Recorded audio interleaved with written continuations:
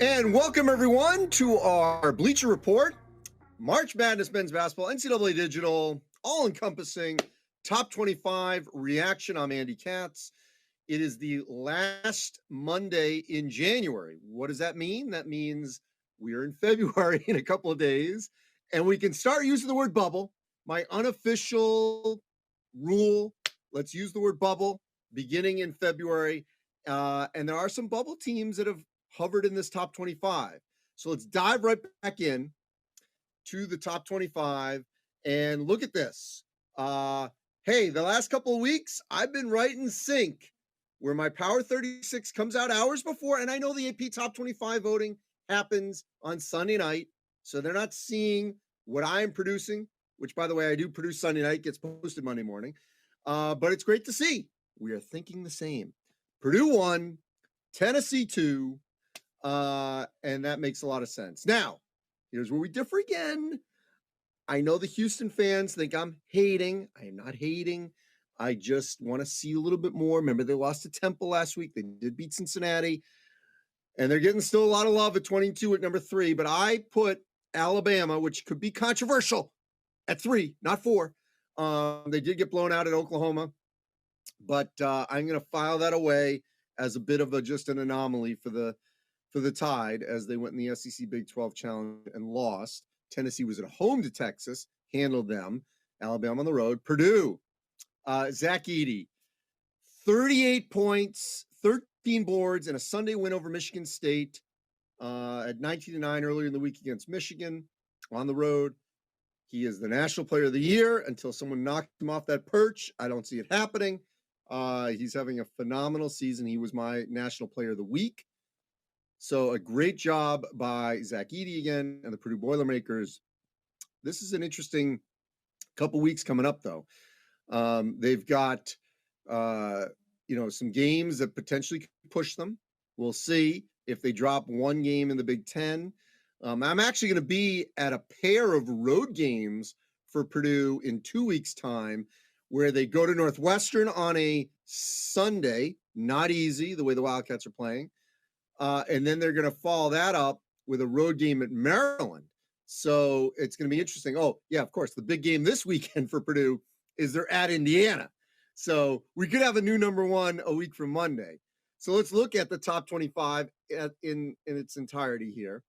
And again, I see some similarities. Okay, first off, Arizona at number 5. I pushed Arizona in my top 10. They're playing great again. Virginia, I had them, I think, in the teens. They're obviously right now, I think, even though record, not the best team in the ACC, but they're playing the best in the ACC. I like this collection of Big 12 teams where we got K-State, Kansas, Texas, Baylor, Iowa State, TCU, all in the top 15. No shock there. UCLA lost to USC badly, but I'm fine with that. And then Marquette's playing great. You got them and Xavier. I agree with that. And Providence is the 3 best teams in the Big East right now. St. Mary's moving way up to 18. They had a buzzer beater, Aiden Mahaney, freshman phenom. Think about this. Randy Bennett's system is not easy to learn. And Aiden Mahaney has stepped right in seamlessly as a lead guard.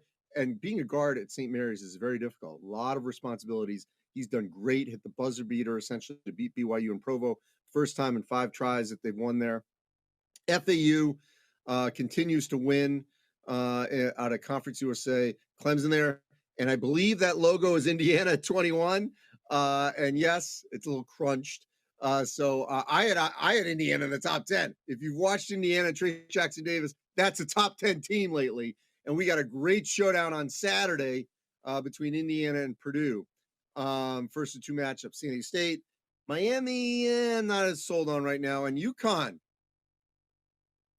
I mean, I know UConn thinks I am a hater as well in terms of their fans, but you're 5 and 6 in the Big East. Explain this to me. They're still ranked. Auburn lost again this week. How are you still ranked in the top 25?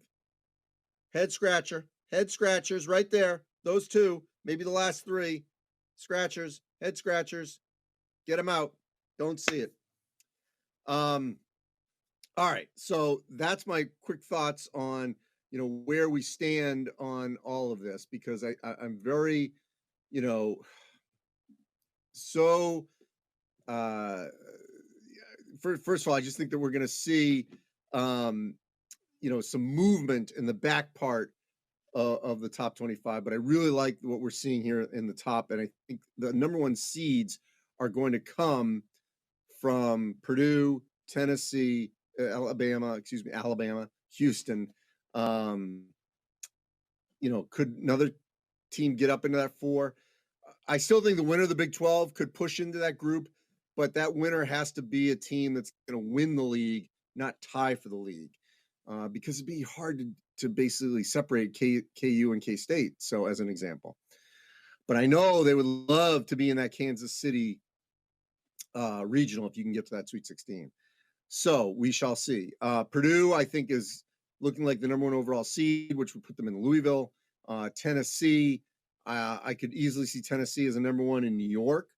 Houston, in Vegas or Kansas City, and then Alabama or whoever else in one of the other two as well. So some notable results from the past week. Purdue winning at Michigan, great outing for Zach Edey. Arizona got a sweep of the Washington schools, something Arizona State couldn't do. You see that result from USC. That was a real important win for the Trojans over the Bruins. Then we had the SEC Big 12 Challenge. Oklahoma gets at least on the board as a possible bubble with that win over Alabama. Rick Barnes handles his former school. Good game between Kansas and Kentucky, but there's separation there. Kansas is an elite team. Kentucky is not. Kentucky's sort of just a decent SEC team. I think they'll be in the tournament, maybe a 9-10 seed, 8, somewhere in that 7 to 10. We'll give them a little cushion. They could still climb up. TCU, Mississippi State. Mississippi State has fallen off the tracks. Don't necessarily see them as a tournament team, so it's a good win for them. It hurts TCU, but not obviously in the polls. Missouri, that was a big win for Missouri over Iowa State. That's a win that's really going to help them in terms of their profile. Then continuing here, we got the Creighton win over Xavier. I think that really strengthens the Blue Jays' resume. Again, West Virginia trying to climb up. They're really struggling in the Big 12, so that win over Auburn really helps their resume. Pitt over Miami. That's why, again, please explain to me why Miami is ranked. They lost to Pitt. Remember the week before they lost to Duke. I know on the road, but still. Baylor, good win over Arkansas. Arkansas is in trouble. Still think they'll make it, but way on the other side of the seed line there. Solid win for Clemson, another road win in the ACC. And then on Sunday, 38-13 for Zach Edey in that win by Purdue over Michigan State at Mackey. And then Providence, they're beating the teams they're supposed to beat. Lost at Marquette, that's fine. Lost at Creighton. Be interesting when they play UConn again, but they're having just a really good season. That Big East Coach of the Year race with Shaka Smart, Ed Cooley, and Sean Miller. I don't know where to turn in that one right now. I might actually lean Shaka because I think Marquette has exceeded their expectations even more. So really significant results there. All right, so let's dive into some questions between what I'm seeing on the screen and then the chats. Donovan says Marquette should be top 10. I hear you on that. I think it's legitimate that they could be. Okay, CRHE. Your acronym makes no sense. You can't even say it. Purdue is overrated. Have you watched the Boilermakers? What do? They win. They win. And they have the best player in the country or the hardest player to guard. Missouri should be ranked. So, Grant, I agree with you. Again, doesn't make sense with Iowa State going down one. Keep Pounding wants to know how North Carolina's not there. I agree. I had North Carolina in my top 25. O'Brien. Clemson only wins by 1 at Florida State. It's a road game in league. Stop it. Brandon, the reason Bama didn't drop that far is everyone else lost. And Alabama has such a good track record this season, quality wins.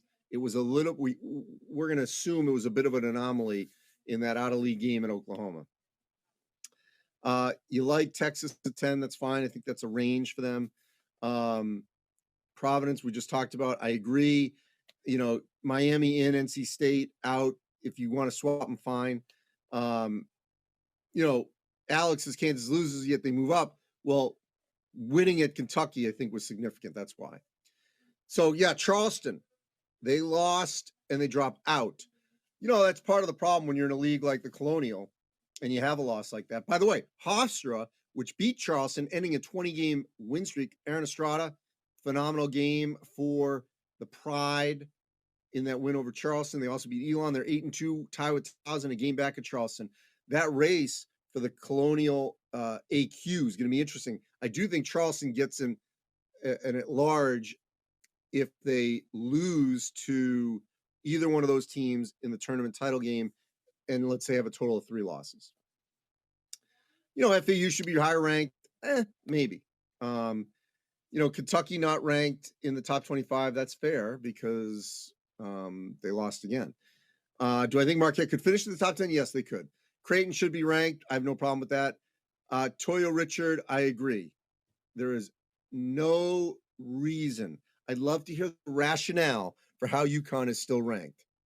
It makes no sense. No sense. Zero.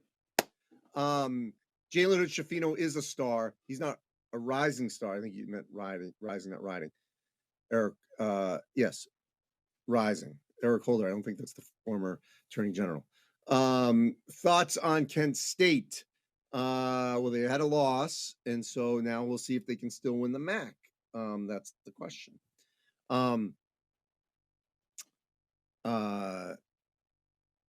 Someone not a fan of the AP poll. Thoughts on St. Mary's?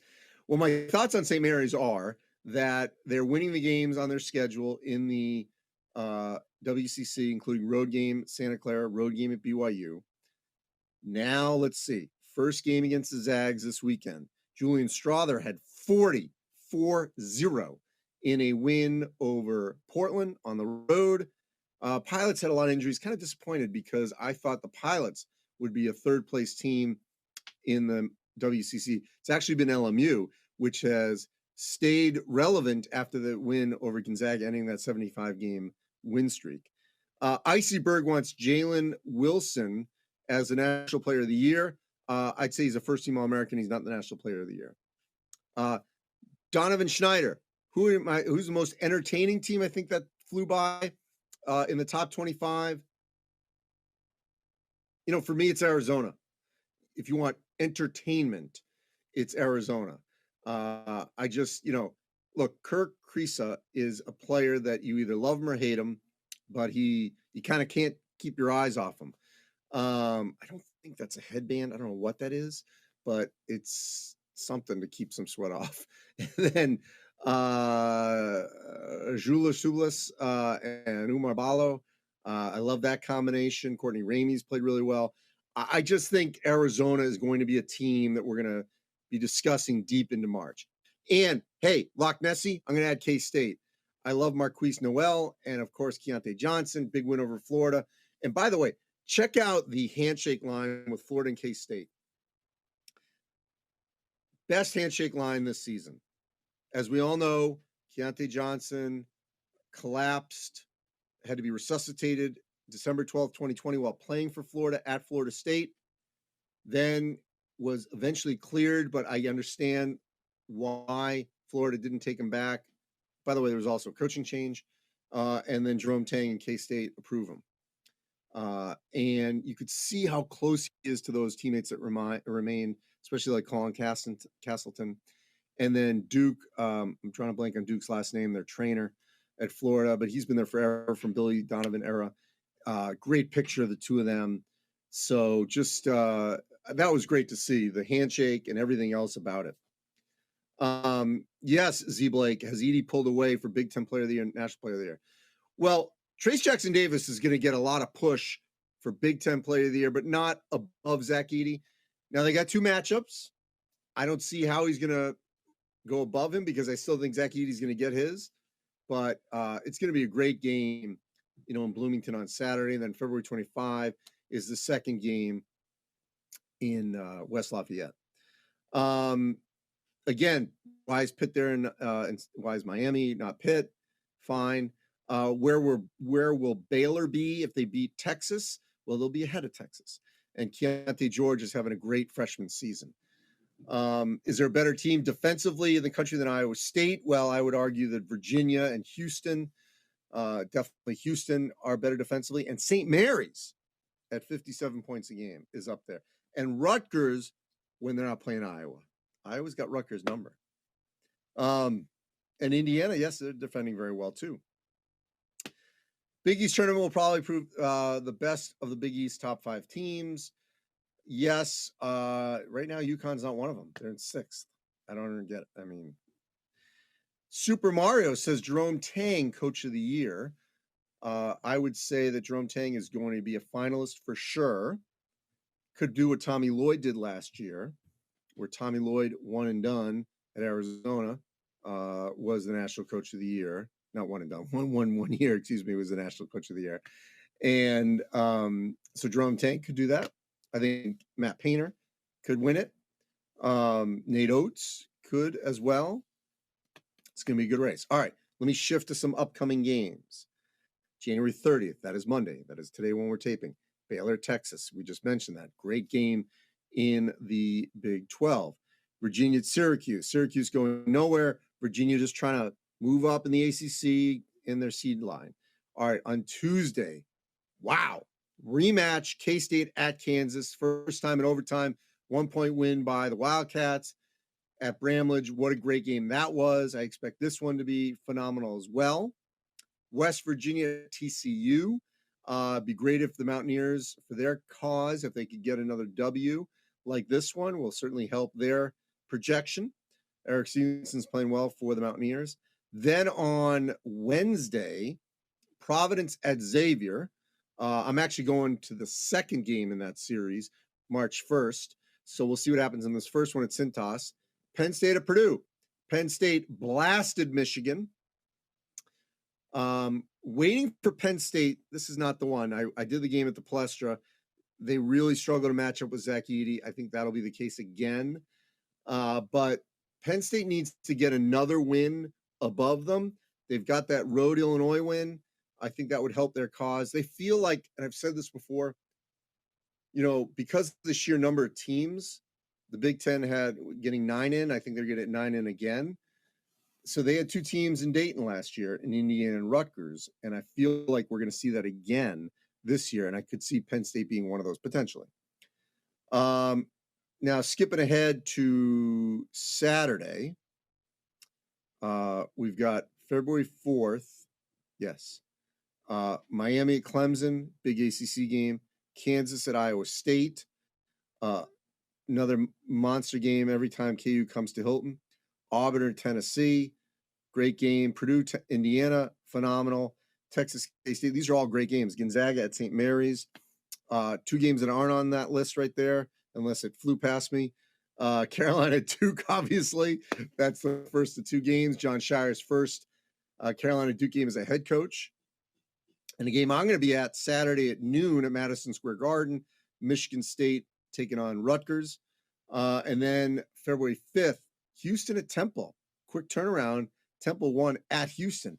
Now, okay, if the Owls get the sweep of Houston, that is going to be a monster pickup for them in terms of their resume. Massive, massive pickup. No question about it. That would be great for the Owls if they can do that. So a lot of things to look forward to in this next week. And this is also the first weekend of no football. Okay. I don't even know if the Pro Bowl is happening. I could care less about the Pro Bowl. It means nothing to me. I don't think it means much to anyone else but the players. So maybe it's happening. I don't even know. And I don't care. So the fact there's no college football, there's no NFL this weekend, great games for the mainstream fan to really pay attention. And then, of course, The following weekend, yes, on that Sunday, it's Super Bowl Sunday, but then we've got, I'm sure, trying to remember, we'll talk about next week, some great games on the Saturday. So a lot to look forward to as well. A couple of very quick questions before we get out of here. The Oregon beating Arizona, should Oregon be ranked? No, but Oregon's got a big 4 games ahead of them that could determine whether or not they are taken seriously as a potential bid team, because they've got the Arizonas and the UCLA USC foursome over the next 2 weeks. Tennessee by 30 over Auburn. Yeah, I'm not taking that. Stop celebrating teams because they can beat Kentucky. Again, a road game. I mean, I don't understand some of these when you don't respect a road win. It's never easy. It's never. Let's see. Agree on Alabama's resume. Let's see. We take one more on our other chat. Here we go. Bully thinks TJD is going to school Edie. We'll see. Big Ten freshman of the year. You know, right now it's Bryce Sensabaugh, but I could see Jalen Hood-Schifino pushing him, or Fletcher Lawyer. I think that race is going to be interesting. Braden Smith, also in that group, but I don't think he finishes in the top 3. And the last question here, interesting one. The most dangerous dark horse in March, Duke, Carolina, or Kentucky? I'm going to go with Carolina because of experience. Armando Bacot, Leaky Black, RJ Davis, Caleb Love, Pete Nance. All those guys have played a lot of minutes of college basketball. They're experienced in the NCAA tournament. So regardless of their seed, what happens, I would feel the most comfortable of the Blue Bloods with North Carolina in terms of a team that I think could go on a nice little run in March. All right. This is great as always. I love the engagement. Purdue at the top. Big week. Will they be number 1 next Monday? Because they got to win in Bloomington. I say they beat Penn State at home. Do they win in Bloomington on Saturday? And if they don't, will Rick Barnes and the Tennessee Volunteers be the number 1 team in the country next week? Well, if they don't, I say yes, because I think Tennessee will sweep this week and remain in contention for the number 1 ranking and a number 1 seed. So it's been great to see some movement in there. I love that the AP poll agrees with me at the top. Don't agree with 23, 24, 25. Based on recent results, And Indiana at 21. Get them up to the top 10. Have you watched them? They're a top 10 team. All right, as always, appreciate your engagement, checking all this out. Go to Bleacher Report, March Madness men's basketball social media platforms, and everything on NCAA Digital. I'm Andy Katz. Thanks for watching, and we'll talk soon.